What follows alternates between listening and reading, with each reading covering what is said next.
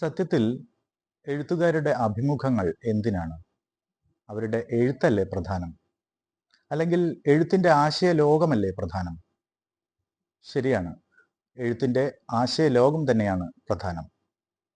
ഇവിടെ രവിവർമ്മ തമ്പുരാൻ്റെ എഴുത്തിൻ്റെ വ്യോമയാനങ്ങൾ എന്ന പുസ്തകത്തിൽ കുറച്ച് എഴുത്തുകാരുടെ അഭിമുഖങ്ങളാണുള്ളത്. വെറും അഭിമുഖങ്ങളല്ല, എഴുത്തിൻ്റെ ആശയ ലോകത്തെ അനാവൃതമാക്കുന്ന അഭിമുഖങ്ങൾ.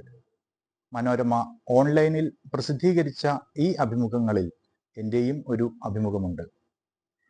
വളരെ സ്നേഹത്തോടെ മുതിർന്ന മാധ്യമപ്രവർത്തകനായ രവിവർമ്മ തമ്പുരാൻ എഡിറ്റ് ചെയ്ത ഈ പുസ്തകം, അഭിമുഖങ്ങളുടെ സമാഹാരം, എഴുത്തിൻ്റെ വ്യോമയാനങ്ങൾ, പ്രിയദർശിനി പബ്ലിക്കേഷൻസ് പ്രസിദ്ധീകരിച്ചിരിക്കുന്നു.